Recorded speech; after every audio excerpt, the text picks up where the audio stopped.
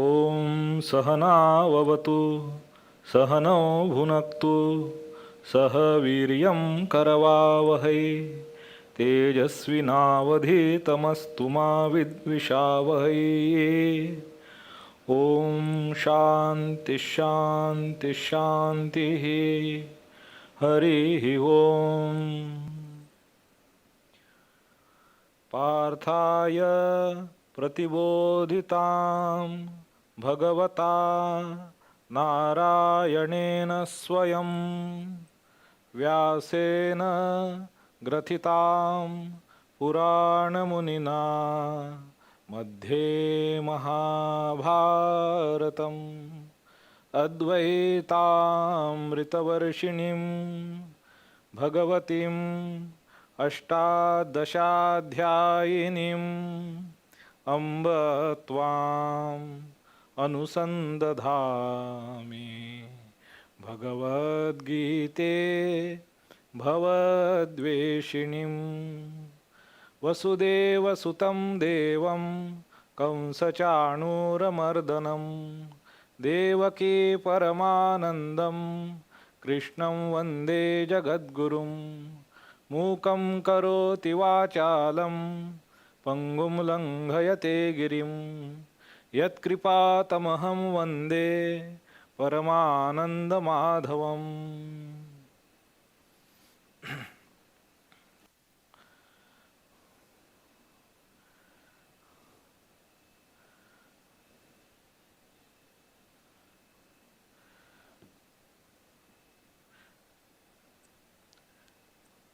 विजय, sound आ रहा है वहाँ पे?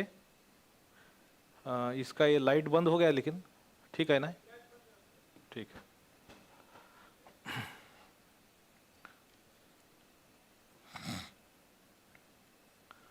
Namaskar to every one of you who are attending this class on Bhagavad Gita. This is 4th chapter, and we are here where Bhagavan Sri Krishna is narrating the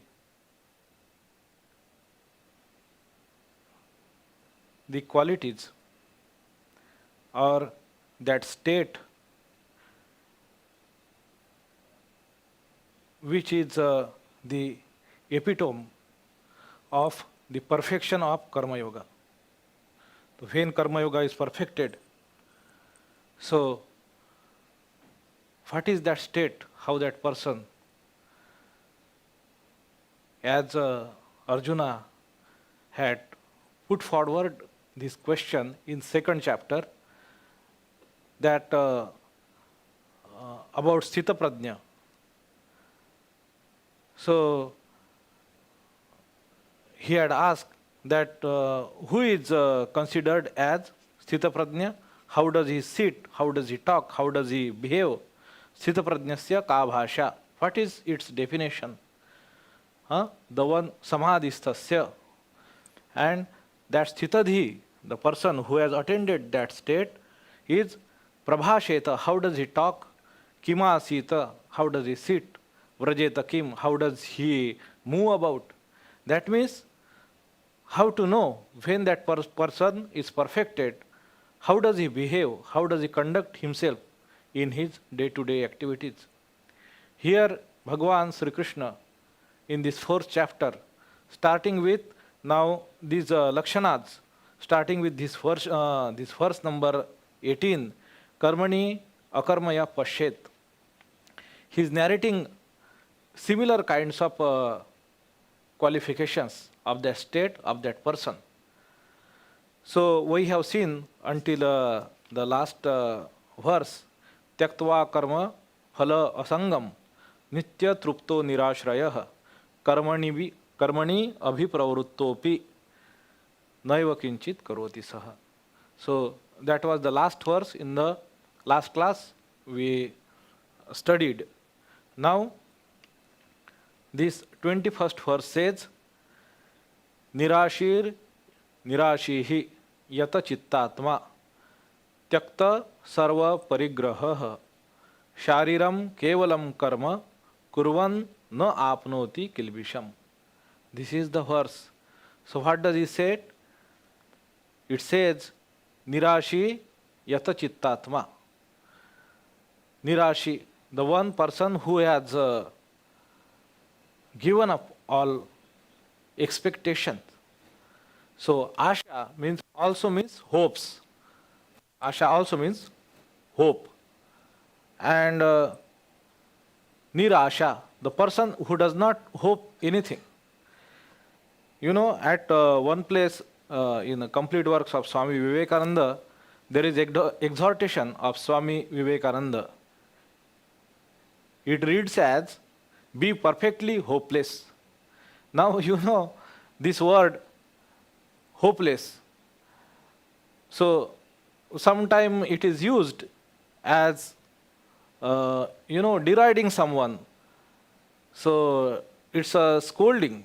It's a not very favorable remark that some teacher or father is saying to his son, or somebody is whoever, his senior, the superior, say to him that you are hopeless. That means nothing can be hoped positive, substantial from you. That is hopeless. What Swamiji is saying here, be perfectly hopeless, that means not to become that person, not to become such a hopeless person, in the sense that a useless person. That is not the case. That this idea of hope, idea of expectation. Hope is the word is generally used in the sense of when there is a grim situation and the odds are strongly unfavorable to you or unfavorable that situation. And you hope to turn the course of those events favorable. And in such cases, hope is generally used. So they are not immediate, correlated. So it is something looking forward towards. So there is a bigger time gap. Then the word hope is used. So correlation is not immediate. Expectations are rather there, this time gap is lesser. So, and these expectations are so ingrained in our psyche. You can say this association of ideas. Expectations are not those when means you do a lot of work, effort, and you expect something, some result, that it should turn out in this way. Not only that,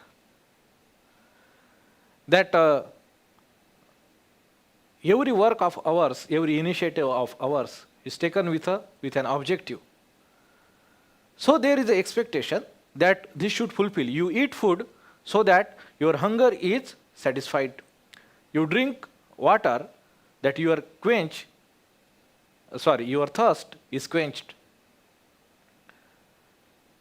The correlation of ideas that after doing this karma, so this karma phala should invariably follow. Invariably follow. So most of the cases it happens, and many times, sometimes it does not happen, and then you had taken for granted that it should have been followed. You have helped your friend, and when you are in distress, when you are in difficulty, your friend should have very naturally responded and helped you, and it doesn't turn out so. So you had expected, you had taken it for granted, and then you are shocked. And somehow it becomes very difficult to come to terms with now that new reality. That it's a matter of fact that your friend or that situation probably didn't turn out as you had expected. And then it becomes the matter of your anxiety, your grief, your sorrow, your pain, and it follows. So, whether situation unexpectedly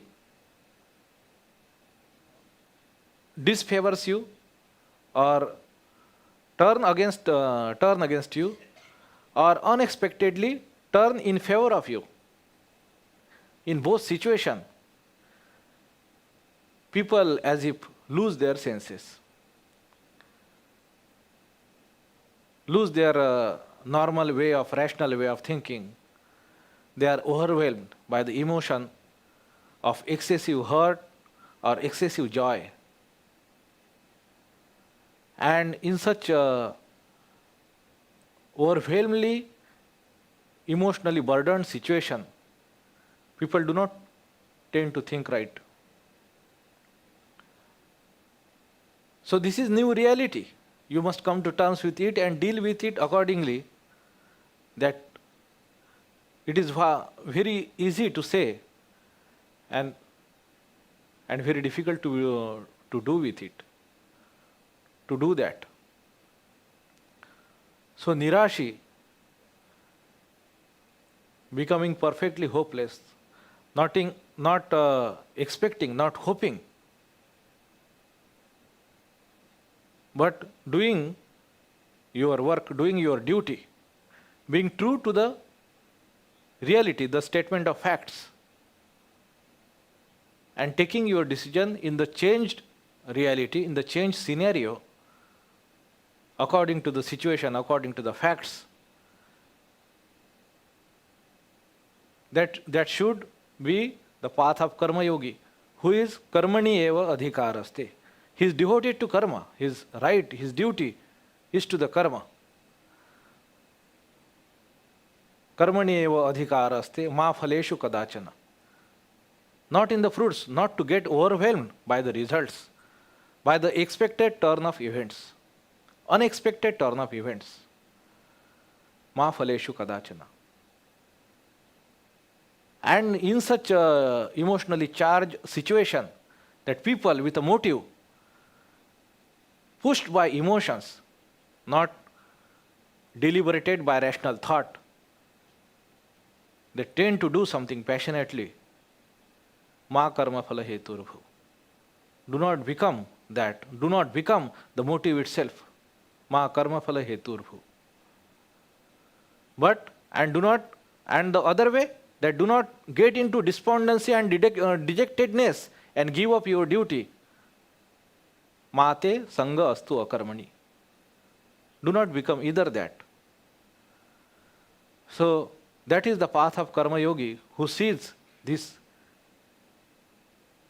reality as it is. So this kind of dissociation, this kind of unattachment, it is only possible that person when he can, if perhaps he has withdrawn really and sees this reality, this division of deha and dehi, the matter and consciousness. One who is attributing himself as united with that consciousness than the matter, the complex of this consciousness and matter, body-mind complex, to this lower ego, rather than he identifies himself as the Atman, as the Dehi, as the Shariri. So this Sankhya Yoga, this Jnana Yoga forms the basis, the foundation of this Karma Yoga. Without this dissociation, without this detachment, one will not be able to do this Karma Yoga as told in this 47th verse of 2nd chapter, Karmani eva adhikaraste. And once that Karma Yoga, then he person that conceives the idea, practices it, perfected it, and then only this state can be earned, which it describes in these verses. Nirashihi, the person, he does not, it reminds me of another similar text. In Swamiji's life, Swami Vivekananda's life, it is found that Swami Vivekananda's father had given him a piece of advice. He said that never be surprised at any events, at any turn of events this life, this world might bring you. So when we are surprised when something unexpected happens. that something which is expected does not happen, and we are surprised. So nirashihi, this person is not surprised. It comes before, so whatever the data comes before him, as a matter of fact, he is ready to deal with it. So, such a grand idea, that person, and it shows here in the second line, we will read that. So, this quality is a qualification of such a person, is shown here, nirashihi. Then, yata chittatma, yata chitta. Chitta here can be referred as to his mind, which is immediately plunges into various thoughts and counter thoughts. Chitta, it gets stirred up due to this unexpected turn of events. Chitta, and this chitta is yata, that is niyata, that is niyantrita, which is controlled, disciplined. Yata chitta, atma. Atma does not refer here. Atma is here the person. The yasya chitta niyata asti sa yata chitta atma. So atma here does not refer to consciousness. Here refers to person. The person whose chitta is niyata. Yata chitta atma. So, say two qualities. Yes, the person who can remain perfectly nirashi. Nirasha, this word is generally used in our Prakrit languages, that as disappointment, nirasha. That so it is not the disappointed person. That person is ever dwelling in bliss, in the Atma, in the consciousness, and he sees this world, this body, and everything, this whole gamut of samsara flowing like a river, and he as the ever witness of it, sitting on its bank, watching it flowing by. It's the very first verse where Sri Krishna starts his dialogue. In the very 12th verse of the second chapter, we see that, and he had used this word, Bhagavan had used this word, that what he has used, gata suna nanu shochanti panditaha. So this, that whatever gata and agata, gata suna agata sunscha nanu shochanti panditaha.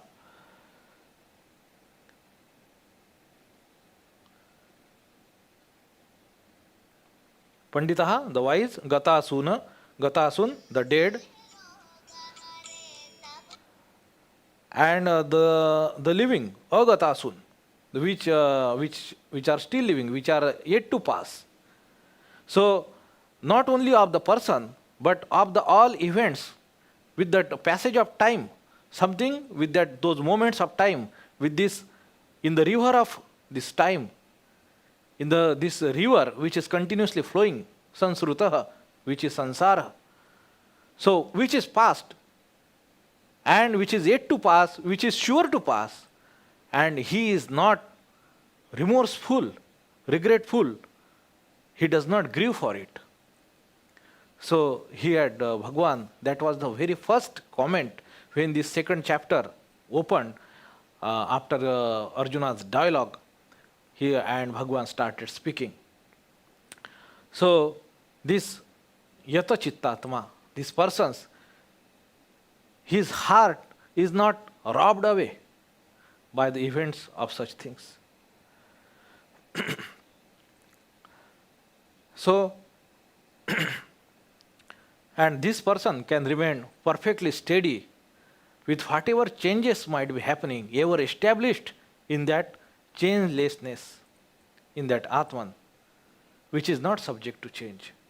Yata chittatma. And so, to become nirashi, he has to be yata chittatma. How he will become yata chittatma? Then again, the third qualification is told. Tyakta sarva parigraha.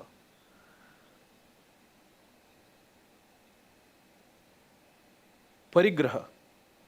So, grahana means acceptance. Parigraha means that this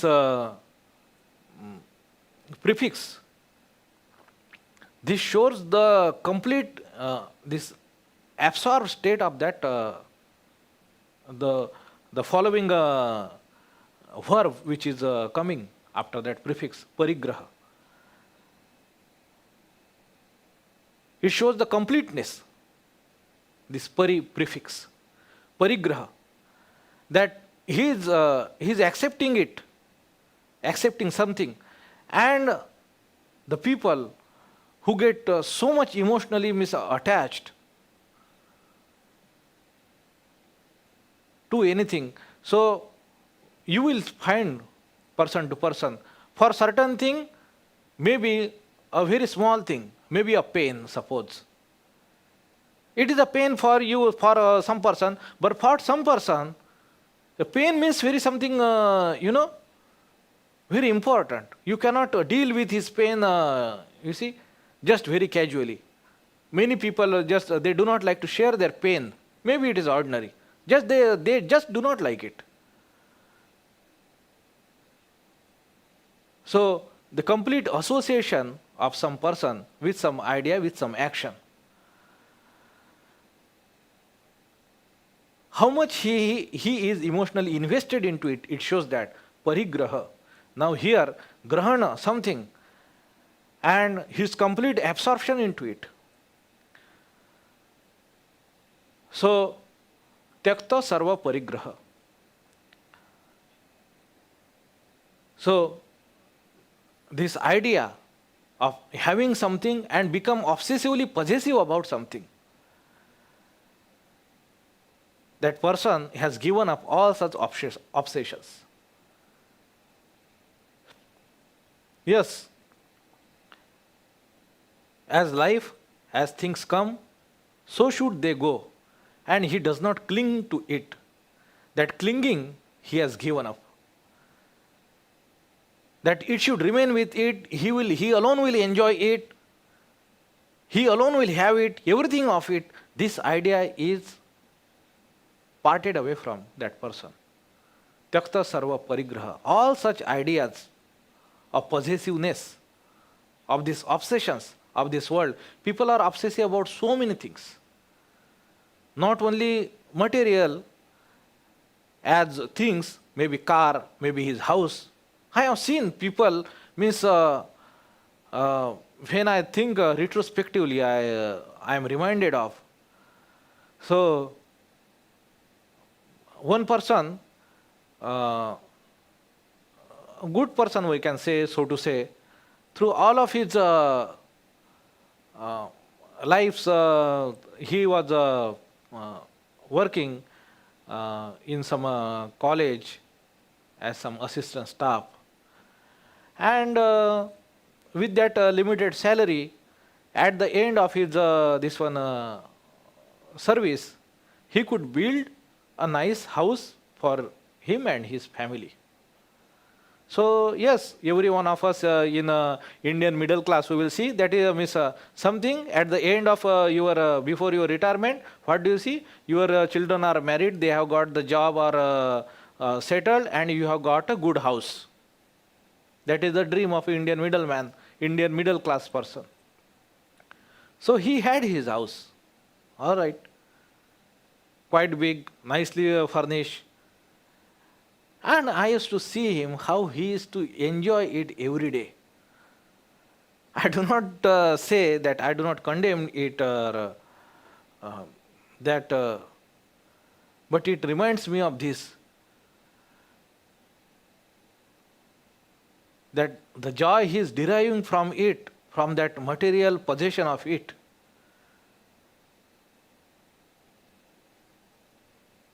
That people, many people you will see, they buy things, after few days their interests are almost not as enthusiastic as the day or two after the purchase. Even if it is means a very costly car, then it is the same old car and they just drive like as they had been. But not like some person with miss all his miss waiting and investing with lot of this one. Here something has come to be granted, something has become fruitful.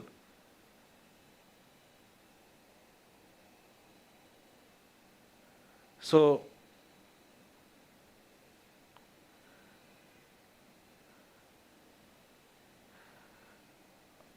please let me know in the comments if this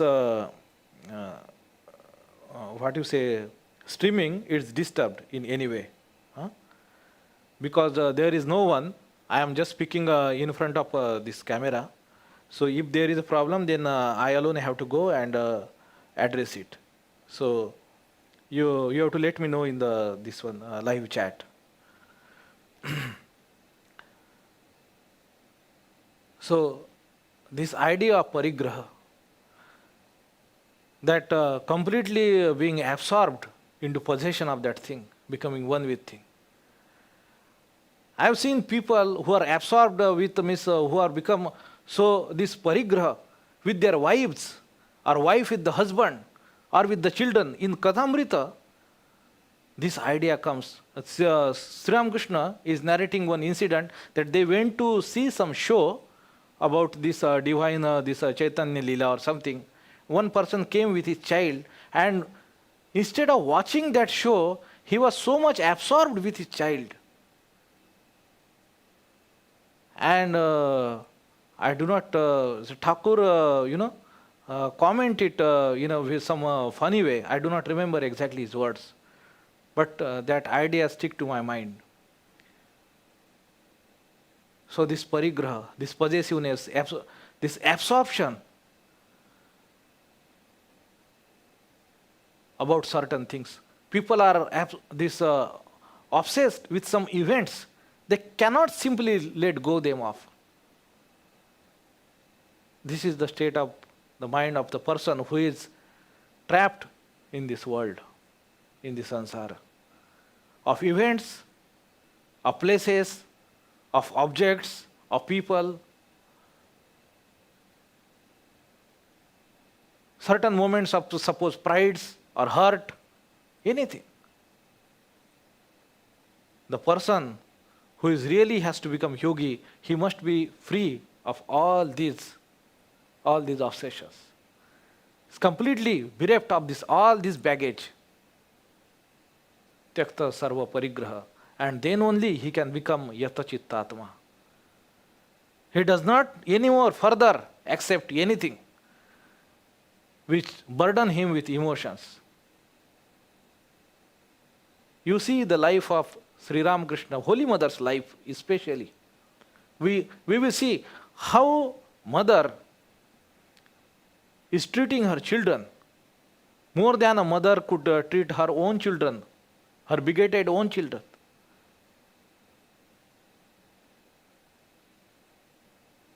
That so many times we see when she is seeing of the children, those disciples of hers, when they are leaving Jairamoti, she is coming far ahead up to this edge of the village boundary to see them off, and her eyes are watered, filled with water, tears.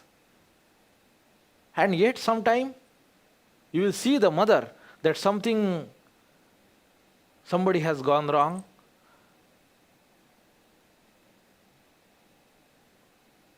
So her compassion, her tenderness, that is always there.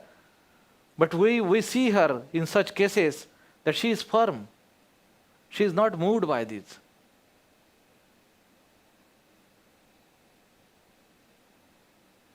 Tyakta sarva parigraha. I still try to figure out that mother went to Tarakeshwar. She was fasting for the health of Sri Ramakrishna, who was terminally ill, to recover from that illness. And one day she had a dream there. and she got up. She broke her fast by taking this Tarakeshwar's Charanamrita, and she came back. She knew that Sri Ramakrishna will not stay in the body. He will leave the body. That he himself has decided to break this pot. That is the vision she had. The pots were broken.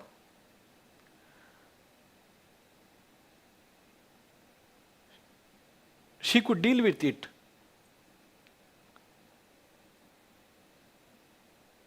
She was not emotionally overwhelmed. She was right in her mind. It does not happen with us. You are all the time on the guard, and one moment comes and sweeps you away. This is what our weakness is. Tyakta sarva parigraha. We couldn't do that. That's why we are not yata chittatma. That's why we are not nirashi. Nirashi yata chittatma tyakta sarva parigraha. So tyakta sarva parigraha is essential condition for yata chittatma.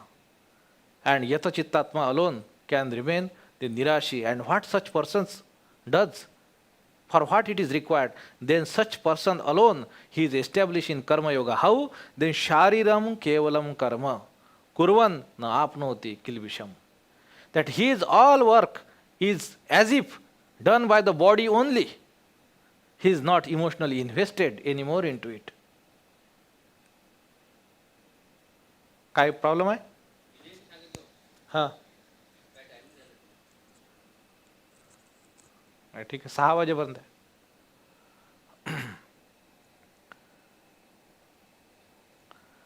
So such person who has attained such qualification, who has done this tapasya,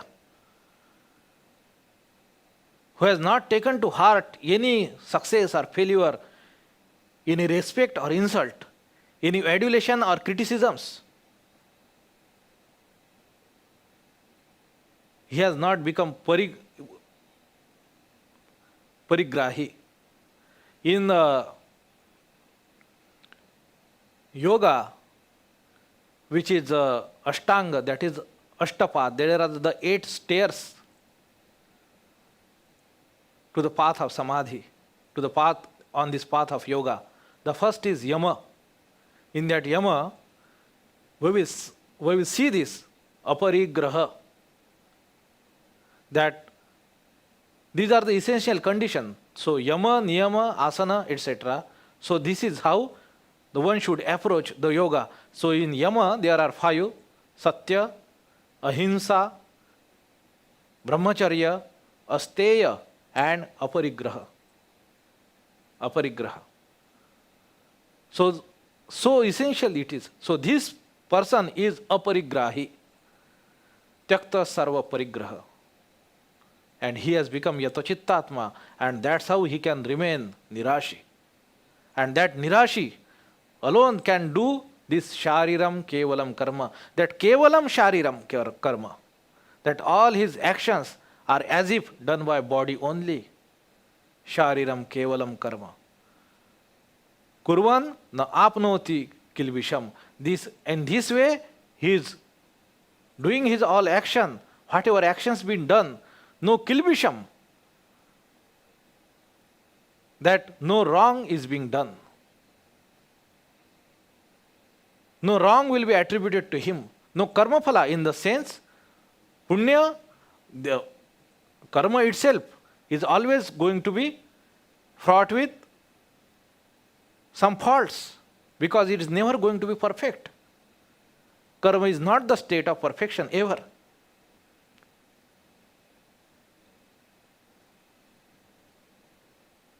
Every karma, no karma is perfectly pure or perfectly impure, perfectly right or perfectly wrong. It is the person who conducts, who does that karma, alone decides the worth, the value of that karma. And even if unintentional, not only of any karma, there are the good fruits as well as the not so good fruits, they will come to him. Even if there are no such intention of that karta.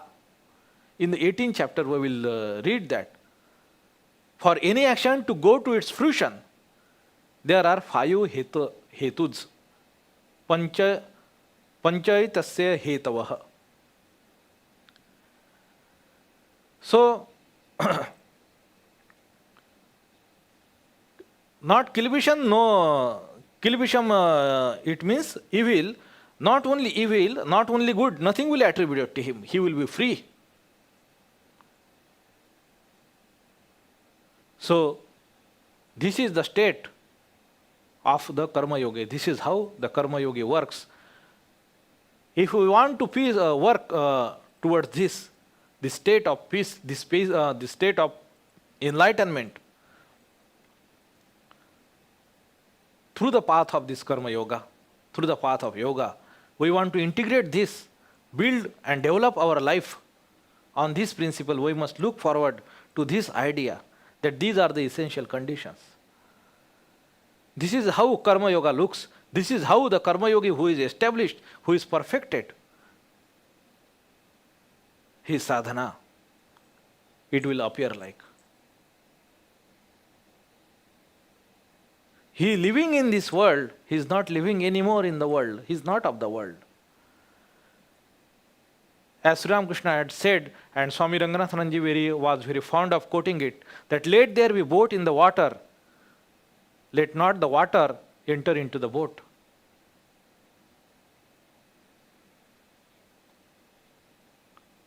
So this is the idea of Karma Yoga. Karma Yoga is not becoming obsessive about doing 16 hours, 18 hours of work. It is the state of mind. Workholism is not Karma Yoga. Many times I have seen people, some people, doing just great work, great in the sense of big things, may be beneficial to so many other things, alone does not constitute the Karma Yoga. The Karma Yoga's definition are here. Here, 4th chapter, 18th verse onward, we are seeing them. This is what Karma Yoga will look like. Nirashi, yata chittatma, tyakta sarva parigraha, shariram kevalam karma, kurvan na apnoti kilbisham.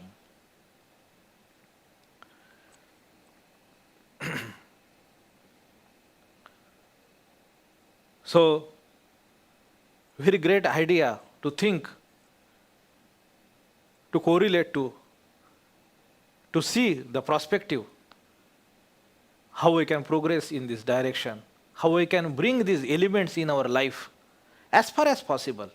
We know even a little bit of this, swalpam apyasya dharmasya trayate mahato bhayat. It will free us of this great mortal fear, bhaya. This swalpam, this little practice of this dharma. If we practice but this little, tyakta sarva parigraha, nirashir yata chittatma. So, this is for every one of us to think, to deliberate, to cogitate, to correlate, to assimilate this idea and try to build as much, as little as we can. So, the next verse follows. It says, it reads that yadrucha labha santushto, santushto, yadrucha labha santushto, dvandva tito vimatsaraha, samaha siddhau asiddhau cha, krutvapina nibadhyate. So, this is the following verse, reiterating that idea, taking that idea forward again through different qualifications. The state of the mind of that person, of that Karma Yogi, is narrated here. Santushta, one who is contented with what? Yadrucha labha. That whatever comes. So,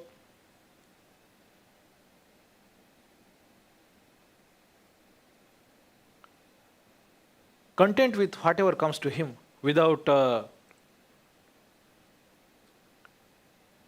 becoming excessively obsessive about it. He is doing his karma, karmani eva adhikaraste. But he does not go too hard upon it. He does not become too obsessive about it.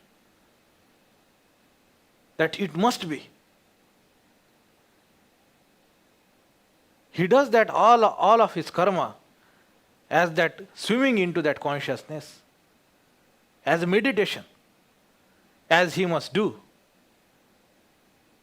And this perception we have that unless one person is so much passionate about his objectives, about his goal, that no great thing can be achieved, Karma Yoga does not agree with that.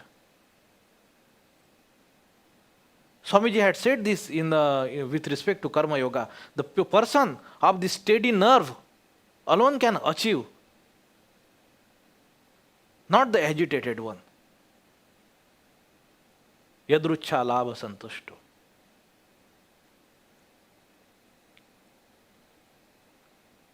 Dvandvatito vimatsaraha. The person who has transcended these dualities. Dvandvatito. Atita, Dvandva.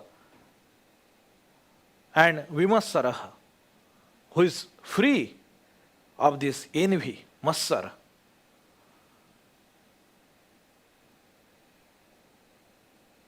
And such person who remains steady in the success or in the failure, siddhau, asiddhaucha, this person, even if engaged in action, he is never bound. He is eternally free.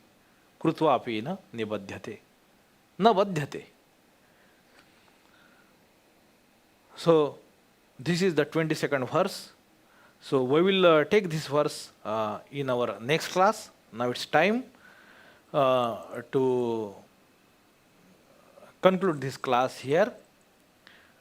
So we will meet again, we will see again in the next class and take this verse, think about it, deliberate about it, and go ahead.